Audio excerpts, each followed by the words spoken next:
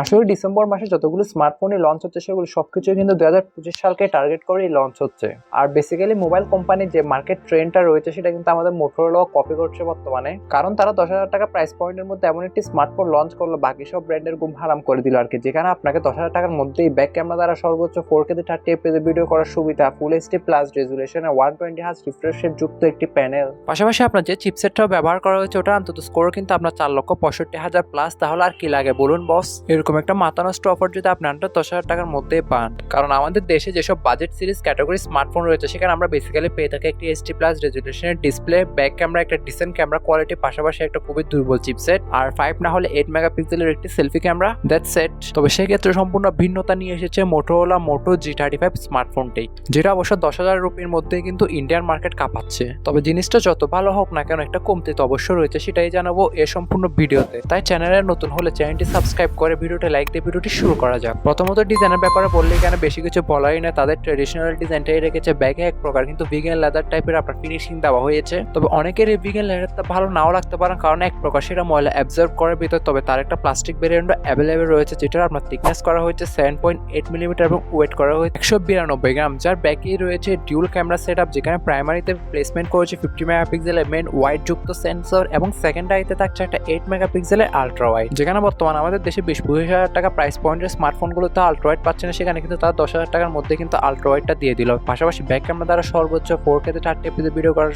সুবিধা রয়েছেই। আর all over back camera quality নিয়ে বলবো অবশ্যই এই বাজেটে অন্য 10টা থেকে একটু এগিয়ে থাকবে স্মার্টফোনটির ক্যামেরা কোয়ালিটি। যদি আপনি স্মার্টফোনটি কিনে থাকেন তাহলে অবশ্যই আপনি নিজেও বুঝবেন। শুধুই কি ব্যাক ক্যামেরা, পাশাপাশি 16 মেগাপিক্সেলের সেলফি ক্যামেরাটিও আপনাকে এই বাজেটে অন্য 10টা থেকে হালকা এগিয়ে রাখবে স্মার্টফোনটিকে, কারণ বেসিক্যালি আমাদের দেশে এই প্রাইস পয়েন্টের মধ্যে আমরা 5 কিংবা 8 মেগাপিক্সেলের সেলফি ক্যামেরা পেয়ে থাকি, যার ফ্রন্টে আসলে আমরা দেখতে পাবো 6.72 ইঞ্চি মাপের IPS LCD 120 hertz refresh rate যুক্ত একটি full HD IPS LCD panel, যাতে রয়েছে 1000 নিটস পিক ব্রাইটনেসের পাশাপাশি কর্নিং গোরিলা গ্লাস 3 প্রোটেকশন। পাশাপাশি আপনার ডিসপ্লে 3mm বেজেলের কথা বললে একটাই কিন্তু ন্যারো রাখার চেষ্টা করেছে। বেসিক্যালি মোটোরোলা কিন্তু যে ট্রেন্ডটা আসলে ফলো করে আর কি, প্রথমত তারা বাজেট সিরিজের স্মার্টফোন লঞ্চ করবে, দেন তাদের মিড রেঞ্জ সিরিজের স্মার্টফোন আসে, দেন তাদের প্রিমিয়াম, দেন সর্বশেষে তাদের ফ্ল্যাগশিপ সিরিজের স্মার্টফোনগুলো লঞ্চ হয়। তবে আপনি মোটোরোলা G35 কে একদম বাজেট ক্যাটাগরির আপনার স্মার্টফোন ধরতে পারেন মোটোরোলার। তাই আমি যদি অল ওভার ডিসপ্লে কম্পাউন্ড নিয়েও কথা বলি তাহলে এই ক্ষেত্রে অন্য 10টা থেকে এগিয়ে থাকবে, সেটাই স্বাভাবিক, কারণ এই বাজেটে কিন্তু আমরা অন্যান্য স্মার্টফোনে এইচডি প্লাস রেজুলেশনের ডিসপ্লে দেখে থাকি। তাই all over display colour calibration নিয়ে কথা বললে এই বাজেটে আপনাকে আনস্যাটিসফাইড করবে না,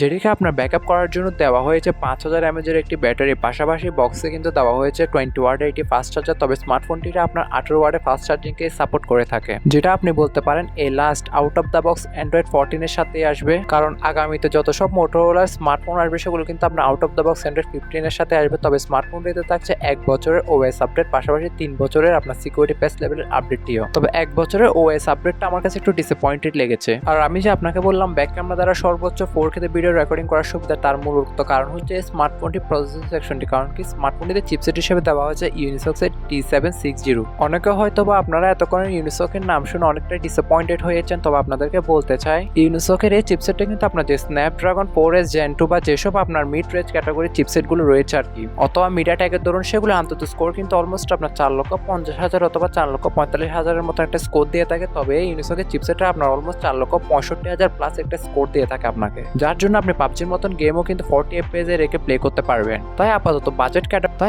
বাজেট ক্যাটাগরির মধ্যে এর থেকে ভালো চিপসেট আমার আছে মনে হয় না। আর ফলে আপনি ডে টু ডে মাল্টিটাস্কিং বা টুকটাক লেভেলের যদি হাই লেভেল গেমিংগুলো প্লে করে থাকেন সেগুলো মোটামুটি ভালোভাবে অনায়াসে হ্যান্ড ওভার করতে পারবে স্মার্টফোনটি। তবে ঘাটতি থাকবে একটি জায়গায়, কারণ স্মার্টফোনটি আপনার ইন্ডিয়ান মার্কেটে যে র্যাম ভেরিয়েন্টে লঞ্চ হয়েছে সেটা হচ্ছে আপনার 4GB RAM 128GB internal storage, যেখানে আমরা র্যাম টাইপ হিসেবে দিয়েছে LPDDR4 এবং স্টোরেজ টাইপ হিসেবে দিয়েছে UFS 2.2 এর ক্যাটাগরি। তবে 4GB র্যাম সেটা কিন্তু একদমই মানানসই না, কারণ এই সময় এসে 4GB র্যামটা যেটা আপনার চোখের পলকেই পড়ে যায়, যেখানে 4GB পর্যন্ত আরো এক্সট্রা ভার্চুয়াল র্যাম এক্সপেন্ডেবল করার সুবিধা থাকলো, ভার্চুয়াল র্যামটা কিন্তু তেমন রিয়েল লাইফে কোনো কাজে আসে না। আর এই 4128 এটি প্রাইসে কিন্তু ইন্ডিয়ান মার্কেটে রাখা হয়েছে 9,999 কিংবা 10,000 রুপি। তবে স্মার্টফোনটি যে ইন্টারন্যাশনাল ভেরিয়েন্টে রয়েছে সেটা কিন্তু আপনার 8/128 8/256GB কিন্তু র্যাম ভেরিয়েন্টে রয়েছে। তবে বেসিক্যালি এটা আশা করা যাচ্ছে যে এটা আপনার 4128 এটা কিন্তু আমাদের বাংলাদেশে 14 কিংবা 16,000 টাকা প্রাইস পয়েন্টের মধ্যেই লঞ্চ হবে। তাই সেই ক্ষেত্রে স্মার্টফোনটি নিতে গেলে অবশ্যই এর স্পেসিফিকেশন আপনার আহামরি অনেকটাই ভালো লাগতে পারে, সেটাই স্বাভাবিক। তবে র্যাম ভেরিয়েন্টে এসে একটু প্যারা খাইতে পারবেন, সেটা অস্বাভাবিক কিছু না। তবে আপনারা যদি কোনো মতে এর ইন্টারন্যাশনাল ভেরিয়েন্টটা নিয়ে নিতে পারেন তাহলে সেক্ষেত্রে আপনি জিততে পারেন বস। পাশাপাশি থাকছে 3.5 হেডফোন জ্যাকের গর্ত, dual stereo speaker, hybrid SIM slot, then কিছু essential sensor. But all over স্মার্টফোনটি সম্পর্কে বললে এর স্পেসিফিকেশনগত দিক দিয়ে আমার কোনো কিন্তু রিপোর্ট নাই অন দিস বাজেট রেঞ্জের মধ্যে, তবে এর রিপোর্টটা থাকবে স্টোরেজের দিকে। তো আপনারা যেহেতু স্বাধীন দেশের স্বাধীন নাগরিক, তাই বাকিটা আপনাদের উপর।